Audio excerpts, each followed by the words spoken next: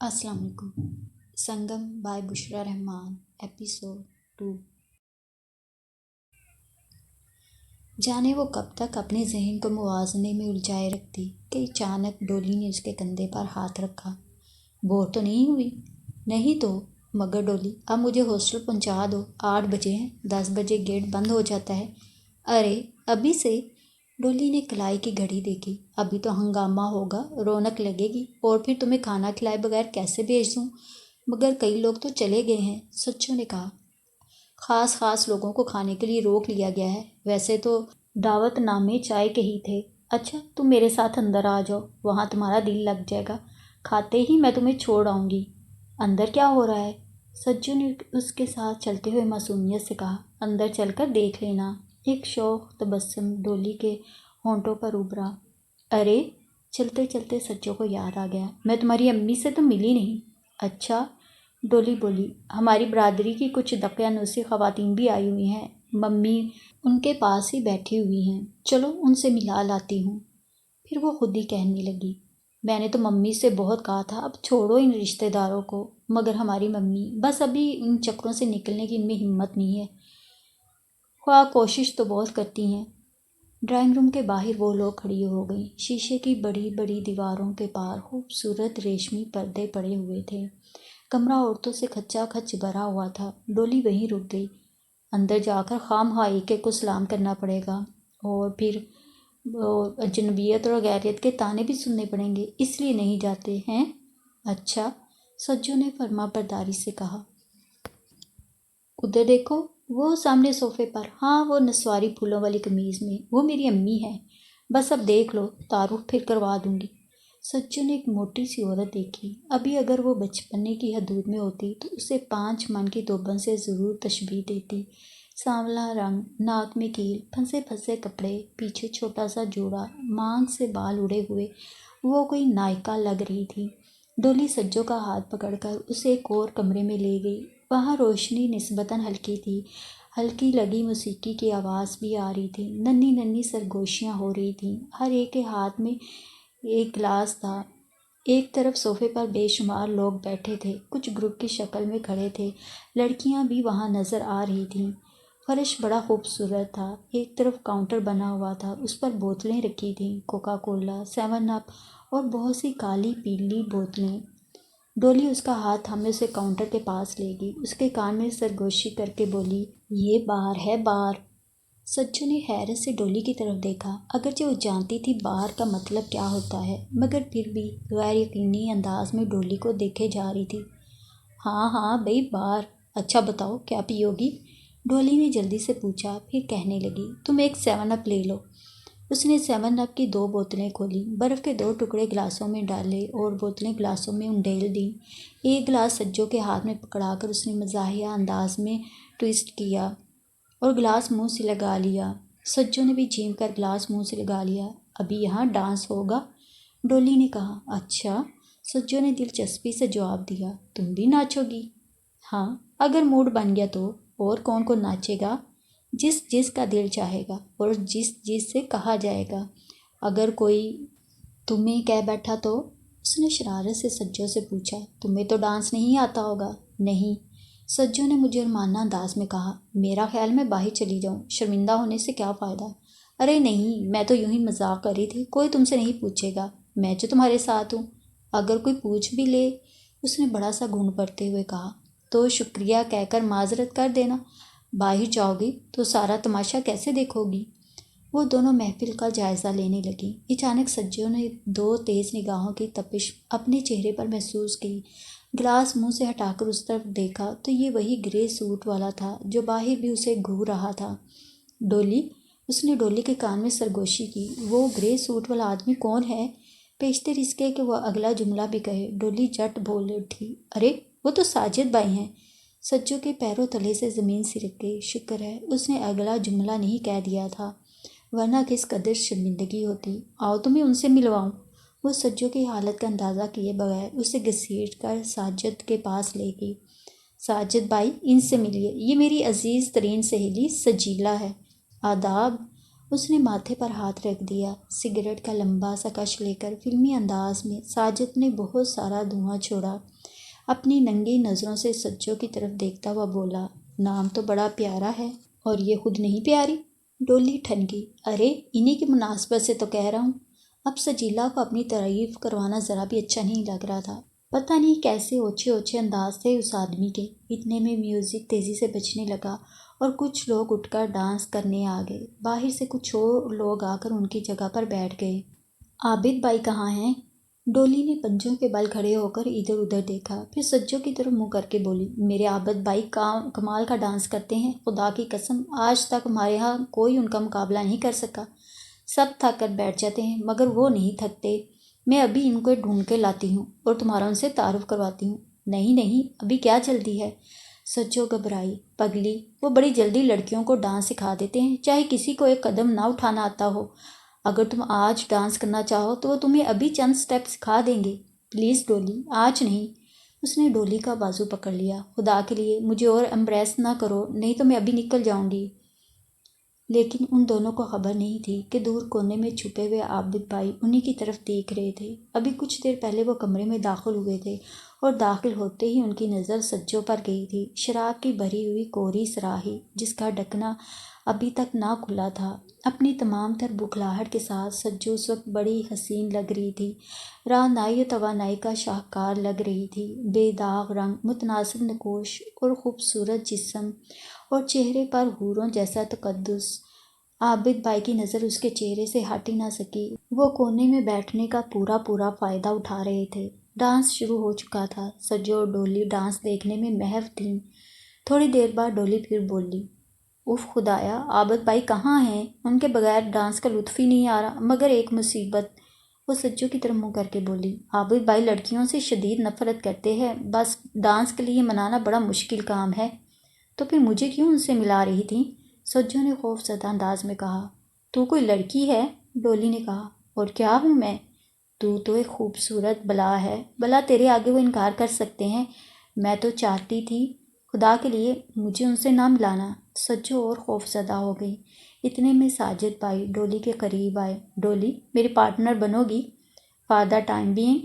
ڈولی نے اپنا گلاس سجو کو پکڑایا اور ان کے ساتھ چل دی۔ سجو کو اتنی حیرت ہوئی کہ وہ دل پکڑ کر ایک کرسی پر بیٹھ گئی۔ یا خدا، یہ لوگ کتنے وسیع النظر ہیں اور اپنی ماں بہنوں کو کیسی آزادیاں دے رکھی ہیں۔ دراصل ان کے ضمیر صاف ہوتے ہیں، ان کے اندر کوڑا کرکٹ نہیں بھرا ہوتا، بات بات میں لڑائیاں نہیں کرتے۔ ایک میرے بھائی ہیں، توبہ توبہ، مجھے تو ان کے سامنے ننگے سر آنے کی اجازت نہیں۔ کہتے ہیں ہر وقت ملانی بنی رہو، حتیٰ کہ اونچی آواز میں بولنے نہیں دیتے۔ اس سے تو کئی بار اونچی آواز میں فرمائشی پروگرام سننے پر ڈانٹ پڑ چکی تھی۔ آپس میں ہنسنا بولنا تو کجا، وہ اپنے بھائیوں سے بغیر ضرورت کے بات نہیں کر سکتی تھی۔ اس کا باپ یا بھائی گھر میں کیا داخل ہوتے، جیسے کوئی دو آدم بو کہتا ہوا گھر میں گھستا۔ سب بہنیں دوپٹے سروں پر رکھ کر دالانوں اور کمروں میں گھس جاتیں۔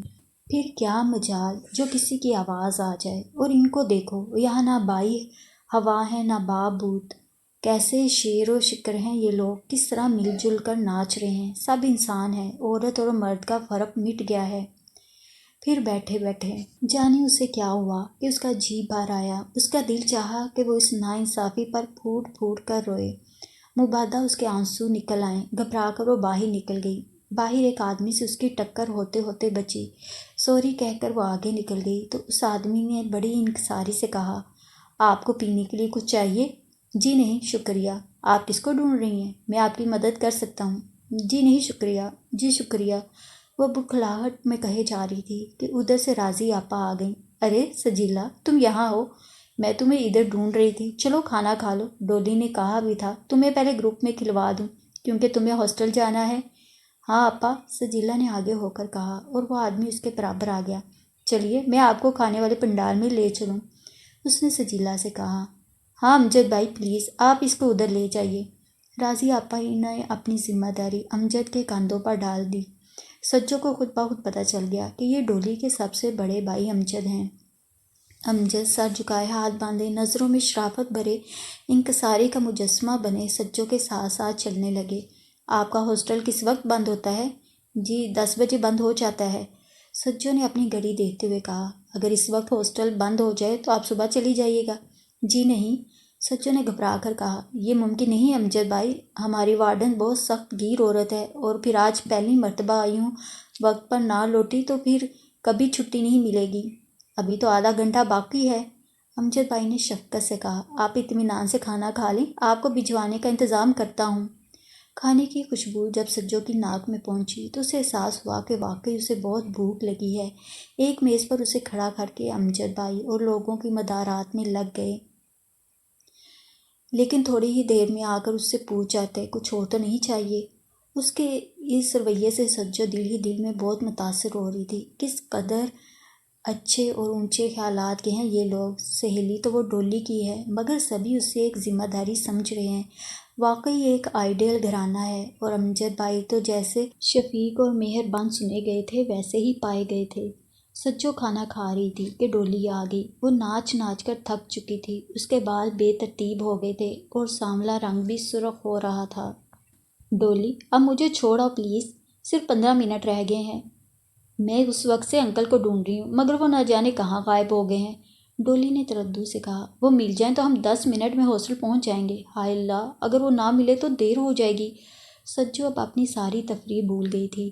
کسی اور کی گاڑی مانگ لو، اتنی تو بے شمار گاڑیاں کھڑی ہیں، سجو نے بھولے پان سے کہا۔ وہ یہ بھول چکی تھی کہ امجد بھائی نے بھی اسے چھوڑ آنے کی پیشکش کی ہوئی ہے۔ ڈولی نے کس کے اس کا بازو پکڑا اور اندر کو لوٹی۔ ساجد بھائی کی آنکھیں سرخ ہو رہی تھیں، وہ ایک سگریٹ سلگا رہے تھے۔ انہوں نے نظر اٹھا کر جب سجو کی طرف دیکھا تو سجو ڈر گئی، وہی نگاہ کھا جانے والی۔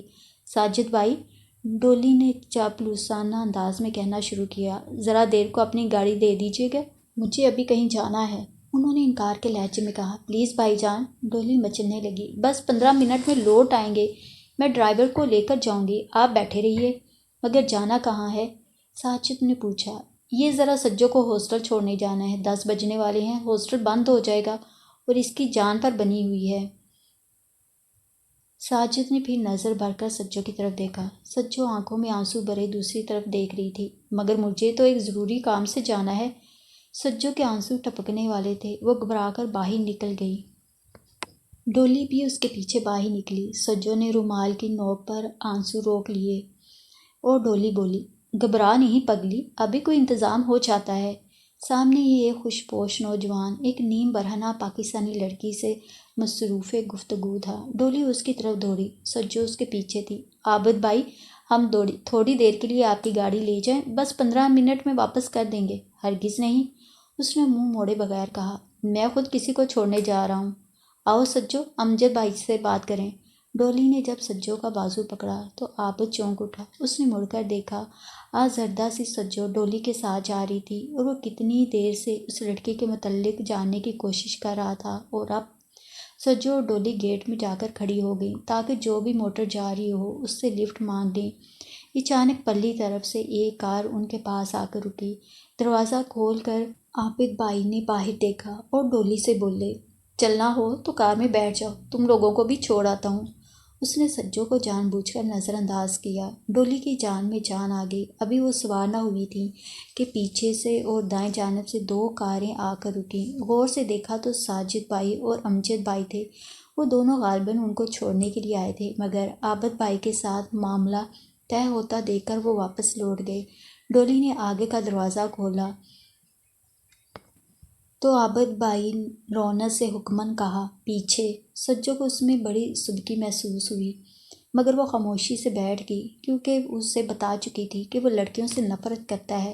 جب کار چل پڑی تو ڈولی سے حسب عادت چپ نہ رہا جا سکا۔ بولی، بھائی جان، میں نے تو سجو سے آپ کو ملایا ہی نہیں، یہ میری نئی سہیلی ہے اور میرے ہی کالج میں پڑھتی ہے۔ عابد نے کوئی جواب نہ دیا، بلکہ منہ سے سگریٹ کا دھواں چھوڑنے لگا۔ سجو نے پہلی مرتبہ اسے غور سے دیکھا۔ وہ اپنے دونوں بھائیوں سے بہتر تھا، غالباً مغرور بھی تھا، مگر سجو یہ نہ جانتی تھی کہ اس نے اپنے شیشے کا رخ سجو کی طرف کر رکھا ہے اور اس کے چہرے کے تاثرات کو نوٹ کر رہا ہے۔ کہاں سے آئی ہے یہ؟ تھوڑی دیر بعد عابد نے اجڑ پنے سے پوچھا۔ ملتان ہی سے سمجھ لیجیے، اس کے پاس ہی ان کا گاؤں ہے۔ ڈولی بولی، انتہائی قدامت پسند اور ٹیڑھا میڑھا شہر۔ وہ اسی انداز میں بولا اور سجو اندر ہی اندر کھولنے لگی۔ ہائے اللہ عابد بھیا، آپ کو اس طرح نہیں کہنا چاہیے۔ ڈولی ٹھنک کر بولی، اتنی سویٹ ہے میری سہیلی، آپ اس کا دل توڑے ہیں۔ یہ کہہ کر اس نے اپنا بازو سجے کے گلے میں ڈال دیا، مگر سجو کی تمام تر خودی اس وقت بیدار ہو گئی تھی۔ ڈولی کا بازو پرے کرتے ہوئے بولی، اس سے کیا فرق پڑتا ہے ڈولی، یہ تو ہر شخص کے سوچنے کا اپنا انداز ہے۔ کچھ لوگ ملتان کو ملتان شریف کہتے ہیں، ان کے خیال میں یہ ایک مقدس جگہ ہے جس میں مقدس ہستیاں دفن ہیں۔ کسیانہ ہو کر عابد نے ایک کہکا لگایا جسے سجو نے ایک کہکا استہزاء جانا۔ ڈولی بولی، تم خاصی خالص ملتانی ہو بھائی جان۔ پھر وہ عابد سے بولی، اس کا گاؤں تو جمال پور ہے، اور ڈولی نے ایک ہی سانس میں اس کی عمارت، خدام، محل اور زمینوں کی بڑائی کر ڈالی۔ سجو دل ہی دل میں اترانے لگی۔ تبھی عابد نے اداکاری کرتے ہوئے سگریٹ کا کش لگایا۔ کیا تبھی؟ ڈولی چونکی، ایک دم سے گاؤں کی لگتی ہے تمہاری سہیلی۔ ارے نہیں تو۔ ڈولی کو اس مرتبہ سچ مچ برا لگا، یہ تو اتنی اسمارٹ ہے، دیکھ کر تو کوئی بھی نہیں بتا سکتا کہ یہ گاؤں کی ہے۔ بے ظاہری رکھ رکھاؤ سے کیا ہوتا ہے؟ عابد بولا، میں تو ذہن کی بات بھی کر رہا ہوں۔ ذہنی طور پر تمہاری سہیلی ابھی گاؤں میں ہی رہتی ہے، پوچھ کے دیکھ لو اس سے، یہ کتنا گھبرا رہی تھی۔ کسی سے کھل کر بات کرنا یہ معیوب سمجھتی ہے، کوئی غور سے دیکھے تو گھبرا جاتی ہے، مکس اپ ہونے کے بجائے کونا ڈھونڈ کر وہاں کھڑی ہو جاتی ہے۔ کیوں؟ اس نے داوطلب نگاہوں سے دونوں کو دیکھا۔ سجو کا دل زور زور سے دھڑکنے لگا اور وہ بار بار اپنی پلکیں چپکنے لگی۔ یہ سب باتیں سچ تھیں، مگر وہ مجبور تھی، اس کی زندگی میں یہ پہلا موقع تھا۔ اس نے تو اپنے آپ کو بڑے آرام سے سنبھالا ہوا تھا، اور تو اور جب کوئی مذاق کرتا ہے تو انجوائے کرنے کے بجائے جھٹ برا مان جاتی ہے۔ عابد نے اپنی تفتیش جاری رکھی۔ اس مرتبہ ڈولی زور سے ہنسی۔ اچھا تو عابد بھائی آپ مذاق کر رہے ہیں، میں بھی حیران ہو رہی تھی کہ آپ تو ایسے بے مہذب کبھی نہیں تھے۔ بھائی ہم تو پہلی ملاقات میں ہی جان لیتے ہیں کہ کس سے ہماری دوستی ہو سکتی ہے کس سے نہیں۔ سجو، ڈولی نے جلدی سے کہا، عابد بھائی کی باتوں کا برا نہ مانا کرو، یہ باہر سے جتنے تیکھے ہیں اندر سے اتنے ہی میٹھے ہیں۔ سبحان اللہ، عابد درمیان میں بولا۔ اور یہ ہر ایک کو چھپتے ہوئے فقرے کہتے رہتے ہیں، جو لوگ ان کو اچھی طرح جانتے ہیں وہ برا نہیں مانتے۔ سجو چپ چاپ بیٹھی رہی۔ اور میرا خیال ہے تمہاری سہیلی باہر سے جتنی میٹھی ہے اندر سے اتنی زہریلی ہے۔ نہیں نہیں، ڈولی جلدی سے بولی، عابد بھائی آپ نے غلط اندازہ لگایا ہے، یہ اتنی سویٹ ہے کہ کیا بتاؤں۔ بتانے کی کیا ضرورت ہے، کیا مجھے نظر نہیں آتا؟ عابد بولا۔ سجو کا دل دھڑکنے لگا۔ پھر آپ اس بیچاری کو تنگ کیوں کر رہے ہیں، تاکہ وہ پہلی ملاقات میں ہی کھل جائے؟ اچھا، ڈولی ہنسنے لگی۔ اتنے میں سامنے ہاسٹل آ گیا۔ اس طرف عابد بھائی، ڈولی نے کہا، اندر پہنچ جاؤ گی یا چوکیدار کی تواضع کر دوں؟ عابد نے کہا، نہیں نہیں آپ یہیں ٹھہریے۔ ڈولی نے کہا، ہم خود طے کر لیں گے۔ وہ دونوں کار سے باہر نکل آئیں۔ عابد بھی اتر آیا تھا۔ سجو ڈولی کے ساتھ قدم اٹھانے لگی، پھر نہ جانے اسے کیا خیال آیا، مڑ کر عابد سے بولی، شکریہ۔ کس بات کا؟ عابد نے اس کی آنکھوں میں گھورتے ہوئے کہا، میرا تجزیہ کرنے کا۔ سجو نے جانے کیسے شوخی سے کہہ دیا۔ اوہ، عابد ہنسا، اللہ نے چاہا تو یہ سلسلہ اب جاری ہی رہے گا۔ سجو اور ڈولی ہنستے ہوئے گیٹ کی طرف چلیں۔ سجو رات گئے تک جاگتی رہی، اسے نیند نہیں آ رہی تھی۔ ساری شام کا ہنگامہ بار بار اس کی نگاہوں میں گھوم جاتا، ایک ایک شکل اور ایک ایک بات کے متعلق اس نے بار بار اور اتنی بار سوچا کہ سب کچھ اسے ازبر ہو گیا۔ کتنا کیف آگیں ماحول تھا، کتنے مسرور تھے وہ لوگ، زندگی سے بھرپور، انہیں کوئی احساس کمتری نہیں، کوئی مسئلہ نہیں، کوئی دکھ نہیں۔ یہ اس کا آئیڈیل ماحول تھا، کاش وہ اسی ماحول میں پیدا ہوئی ہوتی۔ اور پھر سب کچھ سوچتے سوچتے اس کے لاشعور میں عابد بھائی کی شبیہ آ جاتی۔ وہ کتنا خوبصورت اور پرکشش تھا، اتنا ہی زہریلا بھی تھا، مگر اس کے ساتھ ہی ایک ہلکی سی مسکراہٹ اس کے ہونٹوں پر آ جاتی۔ ایسے آدمی ہوتے ہی مغرور ہیں۔ اور پھر ڈولی نے کہہ دیا تھا کہ اسے لڑکیوں سے نفرت ہے، بیچارہ مریض بن جاتے ہیں ایسے مرد۔ اب اس کی باتوں کا برا کیا ماننا، کہتا ہے سلسلہ اسی طرح جاری رہے گا، مگر اب میں چوکنے والی نہیں ہوں، ترقی بہ ترقی جواب دوں گی۔ جب نیند اس کے قریب آئی تو اس کے ذہن میں صرف عابد بھائی کا خیال تھا، اس کے لاشعور میں اس پتھر کو جھونک لگانے کی تمنا تھی۔ وہ اس پہاڑ کو اپنی جگہ سے ہلانا چاہتی تھی اور اسے اپنے حسن پر پورا بھروسہ تھا، مگر ہائے اللہ، وہ کیا سوچ رہی ہے، توبہ توبہ، وہ تو سب اسے اپنی چھوٹی بہن کی طرح چاہ رہے تھے اور یہ مس صاحبہ رومانس کی دنیا میں پہنچ گئی۔ استغفر اللہ، جانے کب تک درود و استغفار پڑھتی وہ سو گئی۔ اور اب تو وہ گل افشاں اتنی مرتبہ جا چکی تھی کہ ان کا گھر کا ہی فرد لگنے لگی تھی۔ سب گھر والوں کی مزاج داں بن گئی تھی۔ اس کے طور طریقے کیا ہیں، ان کا رہن سہن کیسا ہے، اور ان کے گھریلو سیٹ اپ کو تو وہ بخوبی جان گئی تھی۔ اس لیے وہاں رہتے ہوئے وہ اپنے آپ کو بالکل اجنبی نہیں سمجھتی تھی، اور نہ کسی کی تیکھی یا میٹھی بات کا برا مانتی تھی۔ وہ سب لوگ اتنے محبت بھرے اور آپس میں گھلے ملے ہوئے تھے کہ کسی کو کسی سے الگ نہیں کیا جا سکتا تھا، اور تو اور کوئی کسی کی بات میں دخل نہ دیتا، کوئی کسی کی بات کا برا نہ مانتا۔ اور مزہ یہ کہ ہر ایک کو مکمل آزادی تھی، جو جس کا دل چاہتا کرتا رہتا۔ گھر آنے کا کسی کا کوئی وقت مقرر نہیں تھا، جس وقت جس کا دل چاہے وہ گھر آ جائے۔ ایک دوسرے کے مہمانوں کی وہ جی جان سے عزت کرتے تھے، خاطر مدارت میں کمی نہ کرتے، اور نہ آنے جانے والوں کے مشاغل میں رخنہ اندازی کرتے۔ اب سجو اتنی کن ذہن بھی نہ تھی کہ ان اچھائیوں کو نہ پرکھ پاتی۔ اس نے جب رات کو بھی ان کے ہاں چھٹی لے کر رہنا شروع کر دیا تو ساری باتیں خود بخود اس کی سمجھ میں آنے لگیں۔ ڈولی کی باجیاں اسے بہت چاہتی تھیں۔ جب کبھی وہ آ جاتی، جانو باغ و بہار ہو جاتی، اس کی خاطر تواضع کرتی، اسے شاپنگ کراتی، پکچر پر لے جاتی، اور پھر رات کو سونے سے پہلے بستروں میں بیٹھ کر مزے مزے کی باتیں سناتی۔ ڈولی کے بھائی اپنی چھوٹی بہن سمجھ کر اس کا بہت خیال رکھتے۔ ایک ادھر سے آ کر چٹکی کاٹ جاتا، دوسرا اسے گدگدی کر جاتا، تیسرا شفقت سے اس کے بال خراب کر جاتا، اور پکچر تو اسے ہر دفعہ دکھائی جاتی۔ کبھی بڑے بھائی لے جاتے، کبھی منجلے بھائی، اور کبھی چھوٹے بھائی۔ گھریلو معاملات میں وہ برابر حصہ لیتی تھی۔ بیرونی مہمانوں سے اس کا تعارف فرسٹ کزن کہہ کر کروایا جاتا۔ یوں بھی اس کے حسن فتنہ ساز کے اندر باہر کھلم کھلا چرچے ہوتے رہتے۔ اب بھی وہ اگر خود کو گھر کا فرد نہ سمجھنے لگتی تو کیا کرتی؟ اسے یہ گھر اپنے گھر سے بھی اچھا لگتا تھا۔ یہاں کی بات ہی اور تھی۔ یہاں رہ کر اس نے اپنی ازلی احساس کمتری کو خدا حافظ کہہ دیا تھا، اور بالکل ایک نئی نویلی سجو بن گئی تھی۔ مگر گھر کا سارا نظام کون چلا رہا ہے؟ در پردہ شیشہ گری میں کس کا ہاتھ ہے؟ اس گھر کا اصل سربراہ کون ہے؟ یہ بات سجو کی سمجھ میں نہیں آ رہی تھی۔ اسے تو یہاں مکمل جمہوریت کا تسلط نظر آتا تھا، اور آمریت سے متنفر سجو نے اس نظام کو ذہنی طور پر قبول کر لیا تھا۔ ڈولی کے امی اور ابا اس کی اماں اور بابا کی طرح ہرگز نہیں تھے، کبھی کسی کے معاملات میں دخل نہ دیتے، بلکہ ان سے الگ تھلگ رہتے تھے۔ ڈولی کے ابا تو خیر ایک عرصے سے فالج کے مریض تھے، اس لیے وہ بیچارے گھر میں نہ ہونے کے برابر تھے۔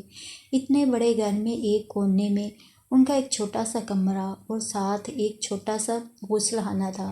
ایک نوکر ان کے لیے مقرر تھا، جس کا جب دل چاہتا وہاں سے غائب ہو جاتا، کیونکہ محمد حسین صاحب کی قوت گویائی سلب ہو چکی تھی۔ اس لیے وہ نوکر کو بلانا تو کجا، اپنی فریاد بھی کسی کو نہ سنا سکتے تھے۔ ان کا دایاں بازو بھی مفلوج ہو چکا تھا، کبھی کبھی ان کی بائیں ٹانگ پر بھی اثر ہو جاتا۔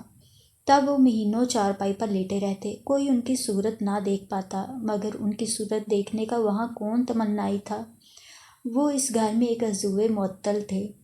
اس پر آفرین تھی بیٹیوں پر کہ ایک ڈاکٹر اور ایک ملازم مستقل مقرر کر رکھے تھے، اور بلا چونو چرا ملازم کی تنخواہ اور ڈاکٹر کی فیس اور دواؤں کے بل ماہانہ ادا کرتے تھے۔ اس زمانے میں کون اولاد ایسا کرتی ہے؟ کبھی کبھی جب محمد حسین کی طبیعت ذرا اچھی ہوتی یا موسم مناسب ہوتا تو ان کا نوکر انہیں ویل چیئر پر بٹھا کر باہر برآمدے میں لے آتا۔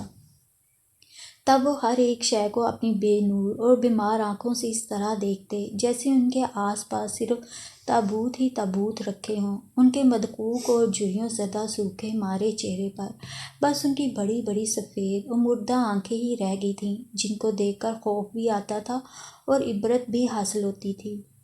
ایک روز جب سجو گل افشاں میں آئی ہوئی تھی، اتفاقاً اس کی نظر ویل چیئر پر پڑے ہوئے اس ڈھانچے پر چلی گئی۔ ڈھانچہ بالکل بے حس و حرکت تھا، بلکہ خوفناک حد تک ساکت تھا، مگر اس کی آنکھیں دیوانہ وار گول گول گھوم رہی تھیں۔ وہ آنکھیں اس طرح ارد گرد کا جائزہ لے رہی تھیں جیسے بول رہی ہوں، پوچھ رہی ہوں، خبردار کر رہی ہوں، اور پھر رو رہی ہوں، آہ بکا کر رہی ہوں۔ سجو نے اس سے پیشتر محمد حسین صاحب کو نہیں دیکھا تھا۔ وہ ان کا ذکر بار بار سن چکی تھی، مگر ان کے کمرے میں جانے کی اس نے کبھی ہمت نہیں کی تھی۔ نوکر انہیں پچھلے برآمدے میں بٹھا کر کوارٹروں میں غائب ہو گیا تھا۔ سجو اچانک ادھر جا نکلی۔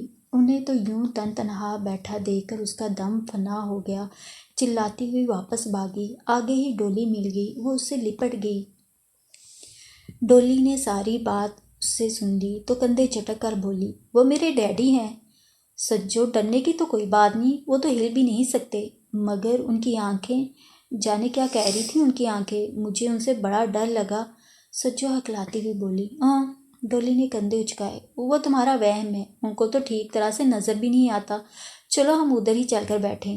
دونوں چلتی ہوئی پچھلے برآمدے میں آ گئیں۔ محمد حسین اپنے اسی انداز میں ایک ٹک سامنے دیکھے جا رہے تھے۔ ان کا ایک بازو ہل رہا تھا اور ان کا پیکرے استحکام مٹھی کی مانند کرسی پر رکھا تھا۔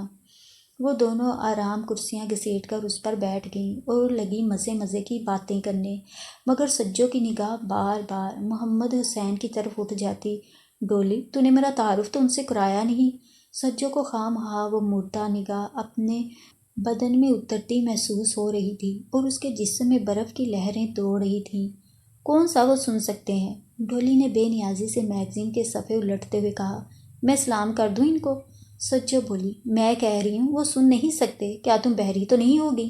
تو میں اشارے سے سلام کر دیتی ہوں۔ سجو نے کہا، فضول باتیں نہ کرو، ان کو ٹھیک طرح سے نظر بھی نہیں آتا۔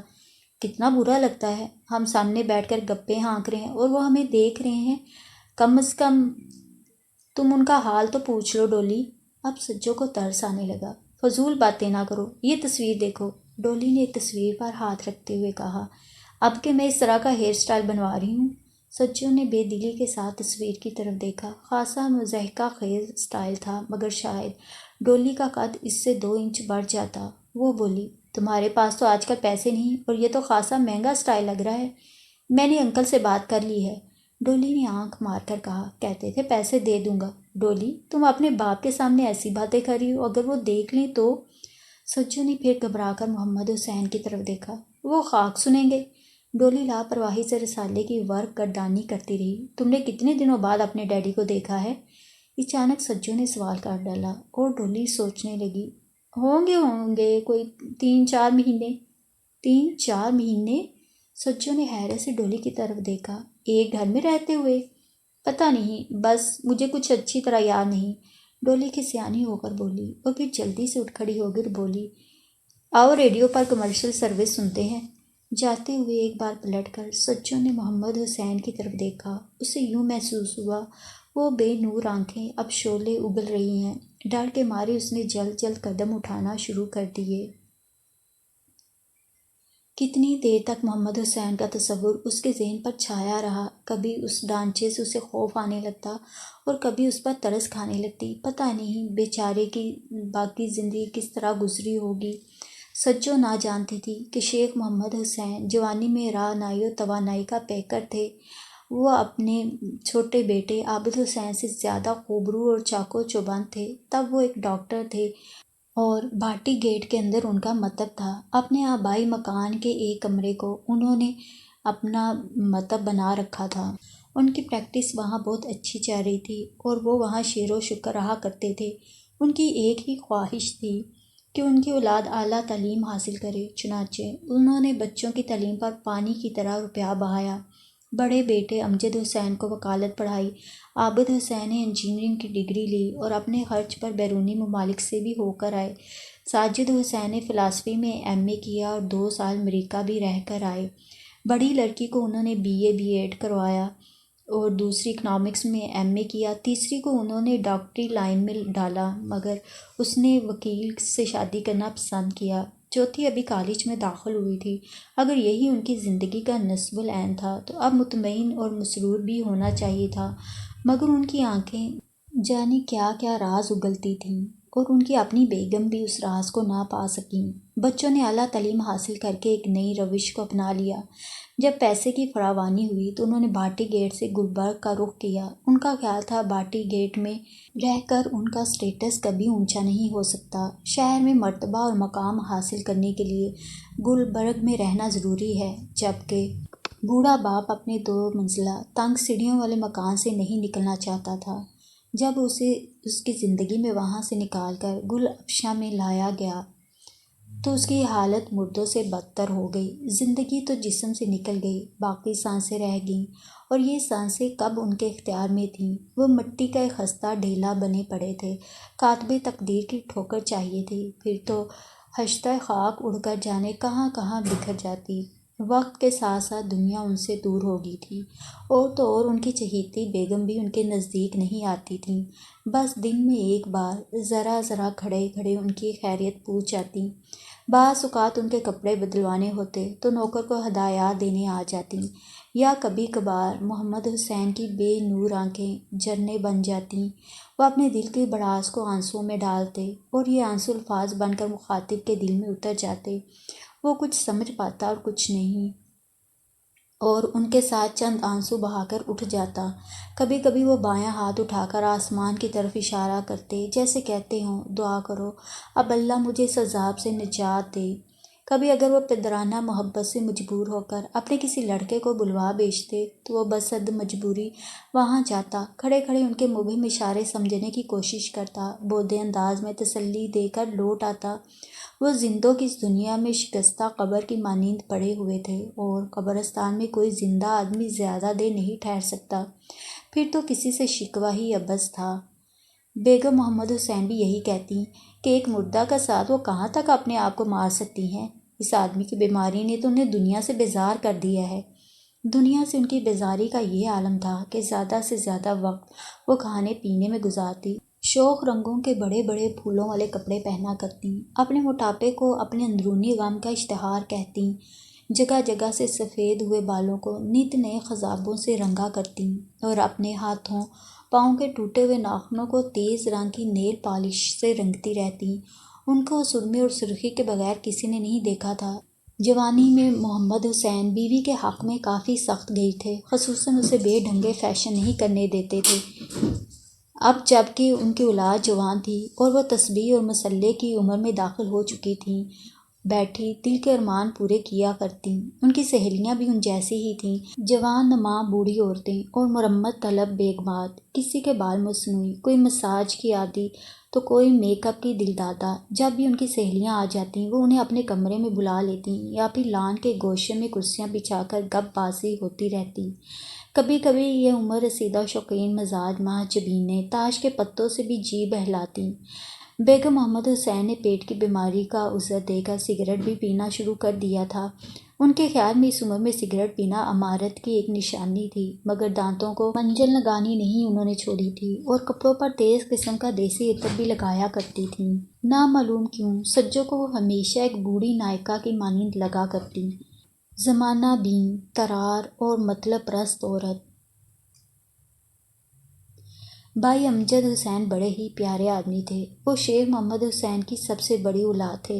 سب سے بڑا ہونے کی وجہ سے غالباً بڑے متحمل، ملنسار اور شفیق تھے۔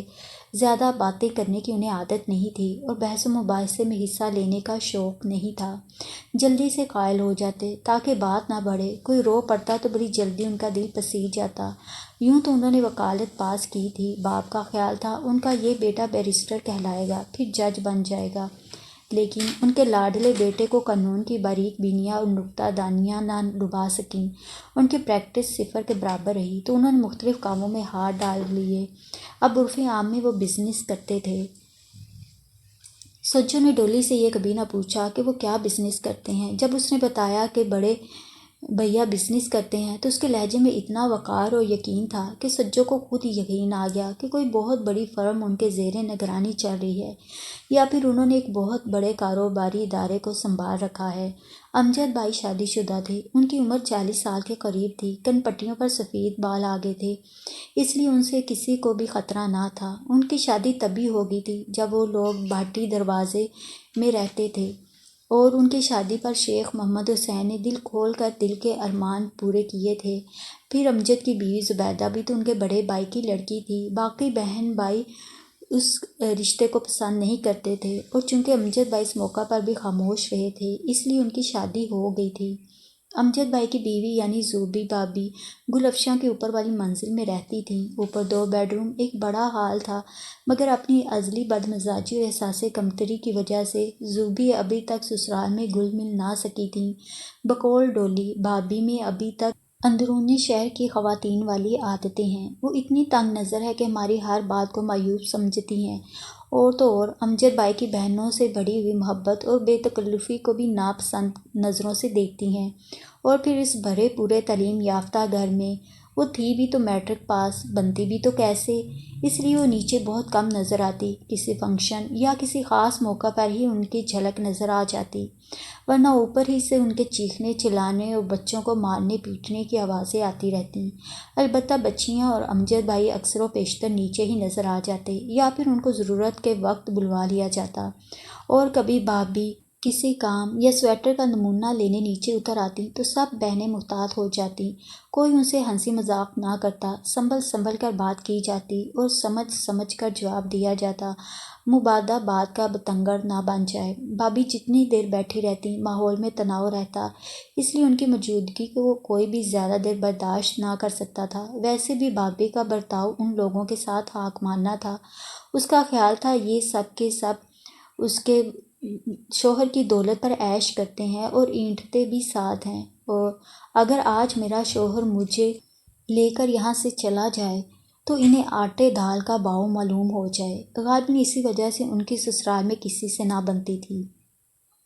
ان کا بس چلتا تو اپنی بچیوں اور شوہر کو نیچے جانے سے ہمیشہ ہمیشہ کے لیے روک دیتی، مگر اس معاملے میں ان کا شوہر ان کی ایک نہ سنتا، اور وہ بھی بیٹھی جلتی کٹتی رہتی تھیں۔ ویسے فیشن کے معاملے میں نندوں کے کان کترتی تھیں، ہیئر سٹائل نیا بنواتی، قیمتی سے قیمتی کپڑے پہنتی، جہاں تک ہو سکتا نندوں کو جلانے کا سامان کرتی اور ان پر اپنی برتری ٹھونسنا چاہتی، مگر ان کی نندیں ان حربوں سے بے نیاز رہتیں۔ ایسی باتوں پر سوچ کر وہ اپنا قیمتی وقت برباد کرنا نہیں چاہتی تھیں، کیونکہ ان کی زندگی سے بھرپور دلچسپیاں انہیں کسی اور ہنگامے کی اجازت نہیں دیتی تھیں۔ امجد بھائی کی اوپر تلے کی 5 بیٹیاں تھیں، لڑکا کوئی نہیں تھا، اور بھابھی کو لڑکے کی بڑی حسرت تھی۔ وہ سمجھتی شاید ان کا لڑکا نہیں ہے، اس لیے امجد حسین اس کی محبت نہیں بن سکے، اس لیے وہ چوری چھپے لڑکا پیدا ہونے کے تعویذ گنڈے کرتی رہتی، اور بھائی نے انہیں کئی بار سمجھایا تھا کہ اس احساس کمتری سے چھٹکارا حاصل کر لیں، انہیں لڑکے کی تمنا نہیں ہے، ان کی 4 بہنیں ہیں، اگر 5 بیٹیاں ہو گئیں تو کیا؟ مگر بھابھی اس ایک معاملے میں مات کھانے کو تیار نہیں تھیں، اور انہیں امید بھی تھی کہ ایک دن ان کے ہاں لڑکا پیدا ہوگا۔ ایک دن اتفاق سے سجو کی بھابھی سے تفصیلی ملاقات ہو گئی۔ اس روز گھر والے کسی شادی پر گئے ہوئے تھے اور سجو گھر میں اکیلی تھی۔ بھابھی ٹہلتے ٹہلتے سجو کے کمرے میں آ گئی۔ سجو اس گھر میں آمد و رفت بھابھی کو بہت کھٹکنے لگی تھی۔ انہوں نے سجو کو آڑے ہاتھوں لینا شروع کیا تو سجو بکھلا گئی۔ باجیوں سے بھابھی کی بدمزاجی کے قصے سن سن کر وہ ان سے پہلے ہی خوف زدہ تھی، اس لیے اس نے ابتدا ہی میں گھر کے تمام افراد کے اوصاف اور خلوص بیکراں کے قصیدے پڑھنا شروع کر دیے۔ بھابھی طنز سے ہنسی اور بولی، سجو بھی، تمہیں ہر شے کی حقیقت کا علم تب ہوگا جب پانی سر سے نکل جائے گا۔ کیا مطلب بھابھی؟ سجو کو جیسے بچھو نے کاٹ لیا۔ کچھ نہیں، بھابھی مسکراتی ہوئی اٹھ کھڑی ہوئی۔ سجو بھی، تم مجھے جاہل، ان پڑھ، بدمزاج کہتی ہوگی؟ اس نے حیران سی سجو کی طرف دیکھا کہ میں اپنے شوہر کو قابو میں نہیں رکھ سکتی، مجھ میں اتنے لوگوں کا مقابلہ کرنے کی ہمت نہیں ہے، اور پھر میرے ارد گرد حسین اور نوجوان لڑکیوں کا ہجوم بھی نہیں ہے۔ یہ ہنر تو ان بہنوں کو آتا ہے، بھائی ان کے دیوانے کیوں نہ ہوں۔ جی؟ سجو حیرت سے کھڑی ہو گئی۔ سمجھ جاؤ گی بی بی، ابھی نادان ہو۔ بھابھی حیران سی سجو کو چھوڑ کر سیڑھیاں چڑھ گئی، اور سجو کا دل نفرت سے بھر گیا۔ یہ عورت نہیں، ناگن ہے، اس کو صرف ڈنک لگانا آتا ہے۔ اس کی محرومیوں نے اسے ہر مسرور شخص سے متنفر کر دیا ہے۔ آخر اپنی نندوں سے اس قدر کیوں چلتی ہے؟ اللہ کا دیا سب کچھ ہے اس کے پاس۔ اس کی انہی باتوں سے عاجز آ کر اس کا شوہر اس سے دور رہتا ہے۔ مگر حسین لڑکیوں کا ہجوم، یہ کیا کہہ رہی تھی؟ میرے پلے تو کچھ نہیں پڑا، خدا نے اس کو اندھا کر دیا ہے۔ کس قدر احمق ہے یہ عورت، اپنے معصوم صورت اور فرشتہ سیرت شوہر پر خود ہی کیچڑ اچھال رہی ہے۔ خدا کی قسم، امجد بھائی صاحب جیسے شریف اور شفیق آدمی اس نے کبھی نہیں دیکھا تھا۔ جب بھی سجو نے کوئی کام کہا تو انہوں نے انکار نہیں کیا، اسے ضرور کیا، اور وہ ڈولی کا کہا ٹال جاتے، مگر سجو کا کہا انہوں نے کبھی نہیں ٹالا تھا۔ اکثر ایسا بھی ہوتا کہ کوئی بہن سجو کا نام لے کر امجد بھائی سے کہتی اس کو بازار سے کچھ شے لینی ہے، ذرا لے چلیے۔ وہ کتنے بھی تھکے ہوئے ہوتے جانے کو تیار ہو جاتے۔ ایک بات کی سجو کو سمجھ نہیں آئی تھی کہ جب ان لوگوں کے ساتھ وہ بازار جاتی اور اسے ڈولی یا کسی اور کے ساتھ موٹر میں آگے بیٹھنا پڑتا، اسے ہمیشہ درمیان میں دھکیل لیا جاتا۔ پہلے اسے اس طرح پھنس کر بیٹھنا اچھا نہیں لگتا تھا، مگر رفتہ رفتہ وہ عادی ہو گئی تھی۔ اگر ڈولی بھائیوں کے ساتھ اس طرح جڑ کر بیٹھ سکتی ہے تو وہ کیوں نہیں بیٹھ سکتی؟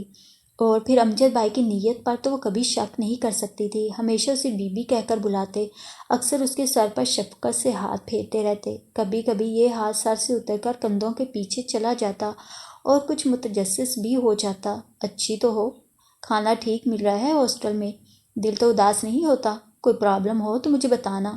وہ کمر پر اوپر سے نیچے ہاتھ پھیرتے جاتے اور انتہائی مشفقانہ اور پدرانہ انداز میں سجو سے تمام حالات دریافت کرتے جاتے۔ کئی بار جب ان کا ہاتھ کافی دیر کے لیے اس کی کمر پر ٹکا رہتا تو سجو حیران ہو کر ان کی شکل دیکھتی، مگر ان کا چہرہ ہمیشہ کی طرح معصوم اور سادہ ہوا۔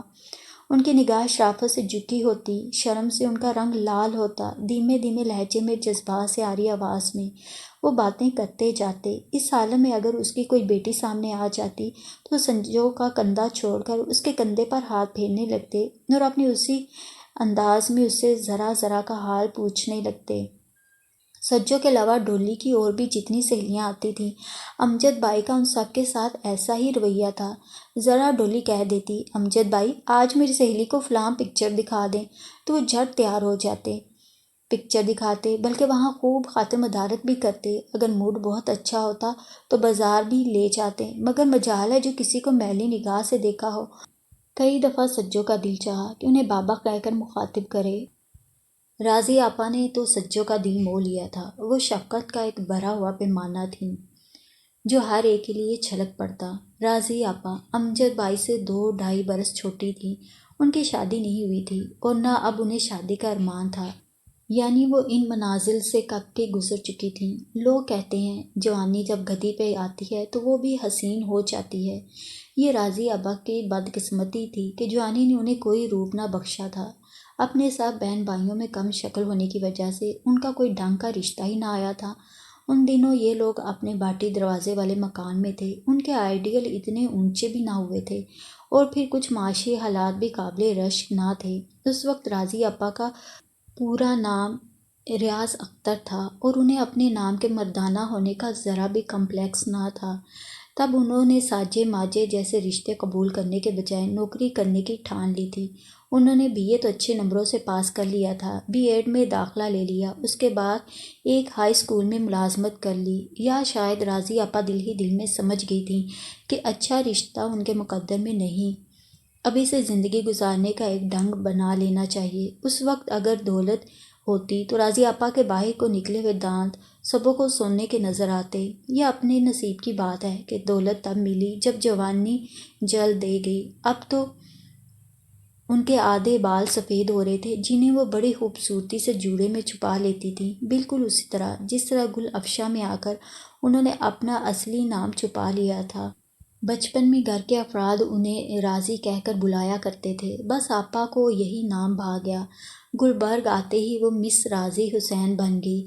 پھر یہاں آنے کے بعد انہوں نے شہر والے اسکول کی ملازمت چھوڑ دی تھی اور سفارش سے ایک اور بڑے اسکول میں پڑھانے لگی تھیں۔ تبھی فر انگریزی بولتی، اسٹائل سے جوڑے باندھتی، نفیس ساڑیاں پہنتی تھیں۔ ان کے چہرے کی بدصورتی ان کی خوش خلقی نے ڈانپ لی تھی۔ ہر وقت ہنستی رہتی تاکہ باہر نکلے ہوئے دانتوں کا عذر سامنے نہ آئے۔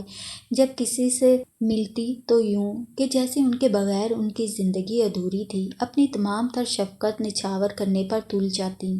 ان کے متعلق گھر میں کوئی بھی اسکینڈل مشہور نہیں تھا، البتہ ان کی ایک چینی آدمی سے دوستی تھی جو ایک ریسٹوران کا مالک تھا۔ اسے راضی آپا کا اکلوتا بوائے فرینڈ کہہ لینا چاہیے، کیونکہ وہ اکثر اس کے ساتھ باہر بھی جاتی، پکچرز بھی دیکھتی اور گھر میں بھی آنے کی اجازت دے رکھی تھی۔ جب وہ آتا، راضی آپا کالا سیاہ قہوہ بنا کر اس کے پاس جا بیٹھتی اور گھنٹوں وہ دونوں باتیں کرتے اور کہکے لگاتے رہتے۔ شروع میں چھوٹی چھوٹی بہیدانہ جیسی آنکھوں اور بیر کی طرح پھولے ہوئے چہرے والا ٹھگنا چینی سجو کو بالکل نہیں بھاتا تھا۔ پتہ نہیں راضی آپا کو اس میں کیا نظر آتا ہے جو اسے دوست بنا بیٹھی ہیں۔ میرا تو پاس بیٹھنے کو دل نہیں چاہتا، مگر جب ایک بار راضی آپا کی خوشنودی کی خاطر سجو کو اس کی مدارت کرنی پڑ گئی تو اسے احساس ہوا وہ بڑا دلچسپ اور خوش مزاج آدمی ہے۔ وہ اپنے بچوں جیسے انگریزی لب و لہجے میں بڑے مزے کی باتیں سنایا کرتا تھا۔ ویسے وہ اردو بھی صاف بول لیتا تھا اور کوشش کرتا کہ زیادہ وقت اردو زبان بولے۔ راضی آپا کی ایک اور بڑی پیاری عادت تھی کہ وہ جوان لڑکیوں کو نصیحت کرنے سے نہیں چوکتی تھی۔ اگر انہیں معلوم ہو جائے کہ کوئی لڑکی خیالی دنیا بسا بیٹھی ہے اور اس کا شادی کا ارادہ نہیں، تو جب تک اسے شادی کا قائل نہ کر لیتی باز نہ آتی۔ لیکن اس گھر میں سجو سب سے زیادہ متاثر عابد بھائی سے ہوئی تھی۔ عابد بھائی راضی آپا سے چھوٹے تھے، یوں تو وہ عورتوں سے متنفر مشہور تھے، مگر زیادہ تر لڑکیوں کی کمپنی میں رہتے ان کو کھلی آزادی تھی، جس کو جی چاہے کہہ لیں۔ ان کی باتوں کا کوئی برا نہ مانتا تھا۔ ان کی باتیں ایسی نوکدار ہوتیں جیسے مچھلی پکڑنے والا کانٹا جو چبھتا بھی ہے اور پھانس بھی لیتا ہے۔ عجیب بات تھی، سب لوگ دیا تو امجد بھائی کا کھاتے تھے، مگر گن ہر وقت عابد بھائی کے گایا کرتے۔ سب بہنوں کی سہیلیاں اور رشتہ دار خواتین عابد بھائی کو ہیرو تصور کرتی تھیں۔ ان باتوں نے عابد بھائی کی شخصیت کو عرفہ اور پر اسرار بنا دیا تھا۔ یوں عابد بھائی اس گھر کے پرنس چارمنگ تھے، اس لیے ان کی شخصیت نے سجو کے گرد ایک عجیب سا جال بن دیا تھا۔ اس پر عابد بھائی کی زندگی سے ایک ایسی ٹریجڈی وابستہ تھی جس نے انہیں دوسروں کی ہمدردی کا حقدار بنا دیا تھا۔ ان کی خوبصورت بیوی انہیں چھوڑ کر چلی گئی تھی، یا دوسرے لفظوں میں انہوں نے بیوی کو طلاق دے دی تھی۔ ہائے اللہ، اتنے خوبرو، اتنے وجیح اور اتنے مہذب آدمی کو کوئی عورت چھوڑ کے جا سکتی ہے؟ سجو کو عابد بھائی میں کوئی عیب ہی نظر نہ آتا تھا۔ ضرور وہ بدصورت ہوگی، اسے کمپلیکس کے مارے چھوڑ کر چلی گئی ہوگی، سجو کہتی۔ مگر جب ڈولی نے اسے بتایا کہ بابی حمیرہ تو بہت ہی خوبصورت لڑکی تھی اور عابد بھائی نے اس سے لو میرج کی تھی، تو پھر وہ کوئی بڑی بدقسمت عورت ہوگی جو ایسے آدمی کو چھوڑ کر چلی گئی اور اپنے پیچھے ایسا تلخ تاثر چھوڑ کر چلی گئی کہ اچھا بھلا نارمل آدمی اب نارمل بن گیا ہے۔ اسے خواہ عابد بھائی سے ہمدردی محسوس ہونے لگی، گویا لاشعوری طور پر اس کی بدسلوکی کی تلافی کرنا چاہتی جو اس کے صنف نے ایک عظیم الشان مرد کے ساتھ کی تھی۔ غالباً اس لیے عابد بھائی بہت ہی کھردرے اور منہ پھٹ ہو گئے تھے کہ اپنی اب نارمیلٹی اور بعض اوقات وہ ایسی حرکتیں کر جاتے کہ سجو حیران بھی ہوتی اور برا بھی نہ مانتی۔ اور یوں بھی وہ گھر میں کئی باتوں کا برا اس لیے نہیں مانتی تھی کہ وہ شہری لڑکی کہلانا چاہتی تھی۔ وہ اپنی کسی بھی حرکت سے یہ واضح نہ کرنا چاہتی تھی کہ وہ گاؤں سے آئی ہے، اور عابد بھائی تو اس کی یہ چوری کئی بار پکڑ چکے تھے، اسی لیے تو ان کی تیز نگاہوں سے اسے ڈر لگتا تھا۔ ویسے اس کی بے جا شرم و حیا لیے دیے رہنے والی عادت کو عابد بھائی نے کافی کم کر دیا تھا۔ سب لوگوں کی موجودگی میں انہوں نے کئی بار اس کی کمر میں بازو ڈال کر اسے ڈانس کے لیے اٹھایا تھا۔ کئی بار ایسا بھی ہوتا کہ وہ سب لوگ کمرے میں بیٹھے ہوتے، ادھر سے عابد بھائی آ جاتے، کمرے میں جگہ ہونے کے باوجود وہ سجو کی کرسی کی طرف لپکتے، اس کے ننگے بازو پکڑ کر اسے کھڑا کر لیتے اور خود اس کی کرسی پر بیٹھ جاتے اور پھر اسے کھینچ کر اپنے گود میں بٹھا لیتے۔ یہ سب کچھ اتنی جلدی ہوتا کہ سجو بیچاری سنبھل بھی نہ پاتی، مگر سب بہنیں اس کے بیٹھتے ہی زور زور سے تالیاں پیٹنے لگ جاتیں اور ساتھ ہی قہقہے بھی لگانے لگتیں۔ اس سے بڑا کوئی اور جوک ہے ہی نہیں۔ جب ذرا ہنسی کا طوفان تھمتا تو راضی آپا خفگی سے کہتی، عابد کیوں تنگ کرتے ہو اس بیچاری کو؟ مگر ڈولی جلدی جلدی اپنے دونوں ہاتھوں کو پاگلوں کی طرح نچا نچا کر کہتی، ہائے اللہ، مزہ آ گیا۔ تو سجو بیچاری کا سارا خون چہرے پر آ جاتا۔ پہلے تو اسے ذرا سمجھ نہ آئی کہ یہ کیا ادا ہے۔ عابد بھائی کے ہاتھوں کا لمس اس کے کورے جسم کو بجلی کے کرنٹ کے مانند لگتا، جیسے سارے جسم میں چیونٹیاں سی رینگ رہی ہوں، مگر ذہن آگے سوچنے سے جواب دے دیتا۔